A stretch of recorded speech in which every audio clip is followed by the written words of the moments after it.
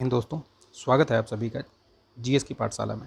दोस्तों, ये UPPSC main से रिलेटेड ये सीरीज़ चल रही थी, उसी का ये 14वां वीडियो है। ठीक है, ठीक है। इसके पहले 13 वीडियो मैंने अपलोड किए हैं, देख लीजिए। प्रश्नों के साथ साथ मैंने कुछ टेक्निक्स बताई हैं जिससे कि आपको एक शानदार उत्तर कैसे लिखा जाए, अपने उत्तर को कैसे इनरिच किया जाए, किस तरीके से वैल्यू एडिशन किया जाए, ये सारी चीज़ें मैंने बताई हैं। ठीक है, मैं इसमें मॉडल आंसर डिस्कस करता हूँ, तो ज़रूरी नहीं है कि वो मॉडल आंसर जो है वो पूरा आपका कंप्लीट हो या बेहतरीन हो। ठीक है, मॉडल आंसर बस एक आपको खांचा देता है। ठीक है, आपको उसको इनरिच करना होता है। कहीं भी किसी भी पुस्तक में, बड़ी से बड़ी कोचिंग संस्था कोई भी हो, ठीक है, सबका जो मॉडल आंसर होता है वो एक आपको खांचा देता है। उस खांचे से आपको निकल करके उसमें कुछ कुछ इनरिचमेंट करने होते हैं। ठीक है, आपको पता चल गया कि हाँ, उत्तर ऐसे लिखना है, इस दिशा में जाना है हमें।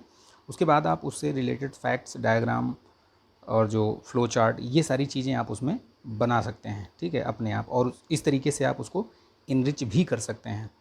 थोड़ा सा बड़ा बड़ा लिखिए, जो पेज पे लिखते हैं आप थोड़ा बड़ा बड़ा लिखिए, थोड़ा स्पेस दे के लिखिए। और मैप वगैरह, डायग्राम वगैरह जो भी बनाएं आप, तो साइड में बनाने के बाद उसको ऐसे एक खांचे में बना दीजिए। ठीक है, ताकि उससे क्या होगा कि वो उसी में अपना जो भी आप है तो वो एक सही लगता है, सही तरीके से दिखता हुआ है। पूरे पेज में नहीं बनाना चाहिए मेरे हिसाब से। पूरे पेज में, अगर आप मान लीजिए ये पेज है, आप ऐसे लिख रहे हैं, तो आप साइड में बनाइए, आप आधे पेज में बना दीजिए यहाँ पे ऐसे, बट पूरे पेज में मत बनाइए, यहाँ पे लिखते जाइए आप उसको। ठीक है, कंटिन्यूएशन, डिसकंटिन्यूएशन नहीं होना चाहिए। तो इसको लाइक कीजिएगा, शेयर कर दीजिएगा यार। चैनल पर नए हैं तो सब्सक्राइब करके बेल आइकन भी प्रेस कर लीजिएगा। इसकी पीडीएफ वगैरह जो भी है मैं टेलीग्राम चैनल पर शेयर कर दूँगा, वहाँ से आप पिक कर लीजिएगा। ठीक है, ले लीजिएगा आप, और प्रैक्टिस कीजिएगा। प्रैक्टिस, मैं हर बार बोलता हूँ, एवरीथिंग इज़ प्रैक्टिस। ठीक है, और प्रैक्टिस कैन बीट इंटेलिजेंस। अगर आप प्रैक्टिस करते हैं, लिखने का अभ्यास करते हैं, कुछ भी लिखो यार। आप ड्रिप सिंचाई के ऊपर क्या जानते हो, आप उस पर लिखो ना, कि ये बूंद बूंद पानी इसे दिया जाता है, ये आधुनिक तकनीक प्रणाली है। कुछ भी लिखो, लेकिन लिखो। लिखेंगे नहीं तो आपको नहीं आएगा। ठीक है, चलिए शुरू करते हैं वीडियो को फटाफट। ठीक है, इसको लाइक कर दीजिएगा। ठीक है, चलिए इसको लाइक कीजिएगा। देखिए, आपने देख लिया होगा कि आज का प्रश्न थंबनेल पे भी वही सेम चीज़ लगाया हुआ है कि ड्रिप सिंचाई प्रणाली क्या होती है। पारंपरिक जो सिंचाई प्रणाली होती है उसकी तुलना में ये किस तरह लाभान्वित करती है, और इससे संबंधित क्या हानियाँ हैं, हानियाँ या चुनौतियाँ जो भी कह सकते हो आप।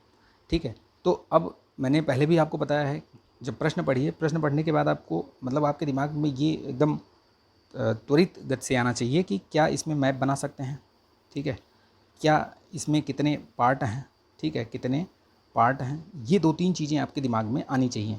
ये 2 चीज़ तो आनी ही आनी चाहिए, बाकी आप बाद में सोचते रहिए जो भी है। ठीक है, क्योंकि समय बहुत कम रहता है, तो ये जब आप प्रैक्टिस करेंगे तभी आएगा आपको। ठीक है, और एक चीज़ कहना चाहूँगा कि प्रैक्टिस करिए सिलेबस के हिसाब से। जिनका प्री नहीं हुआ है उनके लिए बहुत बेहतरीन मौका है, मैं बता रहा हूँ। सिलेबस उठाइए अपने आप से। अगर आप अपने आप से कर रहे हैं तो भी बेहतर है, नहीं कर रहे हैं तो भी कहीं कोचिंग से, कहीं से कर रहे हैं तो सिलेबस के अकॉर्डिंग पढ़िए। ठीक है, अगर आपको सिलेबस याद रहेगा तो आप भटकेंगे नहीं इधर उधर। अगर आप बेसिकली यूपीएससी या यूपीपीसीएस की तैयारी कर रहे हैं या किसी स्टेट पीएससी की तैयारी कर रहे हैं तो, अदरवाइज़ आप आपकी इच्छा है, जो भी आप करना चाहें कर सकते हैं। ठीक है, तो चलिए देखिए कैसे। मैंने सिर्फ पहले भी बोला है कि ये मॉडल आंसर है, तो इसको आप एकदम मतलब सही उत्तर मत मानिएगा। इससे बेहतरीन आप लिख सकते हैं, बेहतरीन आप कर सकते हैं। इसमें मैप, फ्लो चार्ट, डायग्राम, ये सब आप बना सकते हैं इसमें। ठीक है, मैंने सिर्फ इसको एक आपके खांचे के लिए दिया है, आपको एक दिशा दी है कि इस तरीके से आप लिख सकते हैं। लेकिन जो मैं बताता हूँ उसको ज़रूर ध्यान दिया करिए, उसको लिख लिया करिए। ठीक है, उससे क्या होगा कि आपको पता चलेगा कि हाँ, ये चीज़ हमें इसमें करनी थी लेकिन नहीं किया। ठीक है, इसके बाद आप लिखिएगा इसको। तो मैंने बता दिया इसमें, जैसे इंट्रो में, अब आपको पता है कि प्रश्न लिखते हैं तो इंट्रो होता है, मेन बॉडी होती है, और कंक्लूज़न होता है। ठीक है, तो अब ये तीनों चीज़ में हम अपना बताएंगे। कंक्लूज़न और बेहतरीन लिख सकते हैं। मैंने लिखा है इसमें, ड्रिप सिंचाई आधुनिक सिंचाई प्रणाली है जिसके माध्यम से कम पानी में अधिक जो है वो क्षेत्रफल की सिंचाई की जाती है। ठीक है, इसमें जल को बूंद बूंद करके पेड़ पौधों के जड़ों तक पहुंचाया जाता है। ठीक, ये हो गया। फिर अब इसमें मैंने देखा कि ये इसमें 2-3 चीज़ें पूछा है, जैसे एक पार्ट ये हो गया, दूसरा पार्ट ये लाभ हो गया, तीसरा पार्ट ये हानियाँ। तो ये तीनों आपको दिखाना है। तो आप इसको ड्रिप सिंचाई प्रणाली के लाभ, पर ड्रॉप मोर क्रॉप, ये याद रखिएगा। ये जो सेंटेंस है इसको ज़रूर मेंशन करना है कहीं ना कहीं। मैं भूल गया, नहीं लिखा हूँ, ये बाद में लिखा है मैंने। ठीक है, और ये खांचे से बाहर नहीं जाना चाहिए, इसी तरीके की कॉपी में लिखिए। प्लेन पेपर ले आइए, उस दोनों तरफ मार्जिन छोड़ के लिखिए आप, कम से कम 2-2 इंच का मार्जिन रहना चाहिए, 2 इंच इधर 2 इंच इधर। या मार्केट में मिलती है ऐसी प्रिंटेड कॉपी, वो ले आइए, 70-80 रुपये में मिल जाएगी, ठीक है। तो ये आप इस तरीके से, जैसे मैंने ये लिखा है, आप इसको थोड़ा सा फ्लो चार्ट से भी बना सकते हैं। फ्लो चार्ट ऐसे करके आप इसे ऐसे ऐसे भी दिखा सकते हैं। फिर उसके बाद थोड़ा सा ब्रीफ में जैसा मैंने लिखा है वैसे लिखिएगा। या आप ये सर्किल बना के, ये मैंने बाद में बनाया है जब मुझे लगा कि नहीं यार ये थोड़ा सा सर्किल बना के अच्छा लगता अगर मैं इसको इस तरीके से दिखा देता, या ऐसे लिखता जो ये लिखा हुआ है, ठीक है। ये जो लिखा हुआ है ड्रिप सिंचाई प्रणाली के लाभ, इससे इसके बाद मैं इसमें थोड़ा सा फ्लो चार्ट बनाता, ऐसे, फिर ये ऐसे, फिर ऐसे, फिर ऐसे, फिर ऐसे, ऐसे करके थोड़ा थोड़ा बना देना था मुझे। लेकिन नहीं बनाया तो कोई बात नहीं, आप बनाइएगा जो जैसा मैं बता रहा हूँ, ठीक। तो इसके लाभ क्या क्या हो सकते हैं, तो देखिए जैसे कि ज़ाहिर सी बात है, परंपरागत कृषि जो होती है, ठीक है, कृषि सिंचाई प्रणाली जो होती है वो 2 टाइप की होती है, आपको पता है, एक परंपरागत और एक आधुनिक। तो ये जो आधुनिक प्रणाली है ये सिंचाई की, यही सब है। बाकी जो आपने परंपरागत देखी होगी आपके गांव घर में, आसपास में, अगर आप गांव से, ग्रामीण क्षेत्र से बिलोंग करते हैं, वहाँ के रहने वाले हैं, या वहाँ पे आपका आना जाना है, तो आप निश्चित तौर पर वो सिंचाई का माध्यम आपने देखा होगा। लेकिन ये आधुनिक सिंचाई प्रणाली जो स्प्रिंकलर या ड्रिप सिंचाई प्रणाली है, ये आपको बहुत कम, रेयर केस में देखने को मिलेगी कहीं कहीं, ठीक है। तो ये याद रखिएगा। जैसे इसमें कि पानी की बचत बहुत होती है, ठीक है। पानी की बचत आप मान के चलिए कि 40 to 70% पानी की बचत होती है, और ये बचत बहुत ज़रूरी है। पानी नहीं बचाएंगे तो भी बहुत समस्या है। जल है तो कल है, ठीक है, ये चीज़ याद रखिएगा। आप अपने जीवन में भी ये फंडा अपना के रखिए कि जहाँ आप पानी बचा सकते हैं वहाँ बचाइए पानी। उत्पादन में वृद्धि, ठीक है। अगर पानी जो है उसी तरीके से एकदम टारगेटेड एरिया में जाएगा, बूंद बूंद करके जाएगा, तो पर ड्रॉप मोर क्रॉप वाला मतलब ये यहाँ पे आपका उत्पादकता भी बढ़ेगी। जाहिर सी बात है, अगर उत्पादकता बढ़ेगी तो क्या होगा भैया, किसान की जो है आय बढ़ेगी, और सरकार का लक्ष्य यही है, ठीक है। उनका लक्ष्य है कि सरकार की जो किसान की आय है उसको दोगुना किया जाए, ठीक है। खरपतवार का विनाश, यानी कि खरपतवार क्या है कि जैसे उगने का कम चांस रहता है, इससे क्या है, मानव श्रम भी बचेगा। अब आप अगर देखिए, जैसे खेत में देखिए, अभी जैसे धान का सीज़न चल रहा है, ठीक है, धान रोपाई चल रही है। अभी क्या है, जब धान जब रोपाई हो जाती है तो उसके कुछ दिन बाद देखिए, उसमें लोग ये खरपतवार निकालने के लिए आपको बीच बीच में दिख जाएंगे 2-4-5 लोग एक खेत में। तो वो क्या है, वो मानव श्रम ही तो है, ठीक है। वो क्या कर रहे हैं, वो खरपतवार का निकाल रहे हैं। लेकिन अगर आप ड्रिप सिंचाई करते हैं तो इससे ये संभावना थोड़ा सा कम हो जाती है, बहुत कम हो जाती है, क्योंकि आपको पूरे खेत में तो पानी जाएगा नहीं, बस जहाँ जहाँ पौधे हैं वहीं वहीं पानी जाता है इसमें, ठीक। ये चीज़ याद रखिएगा, ठीक है। पानी की जो पानी का है वो समान वितरण होता है, तो कहीं भी पानी का जो है वो समान वितरण होगा, ठीक है। आप देखिए, मतलब ऐसा नहीं है कि कहीं पे आपको ज़्यादा पानी चला जाएगा, कहीं पे वो बस आपको एक ही उस पर पानी जाएगा वो, ठीक है, फ्लो में। फिर फर्टिगेशन आप कर सकते हैं। फर्टिगेशन का मतलब समझ लीजिए आप क्या होता है।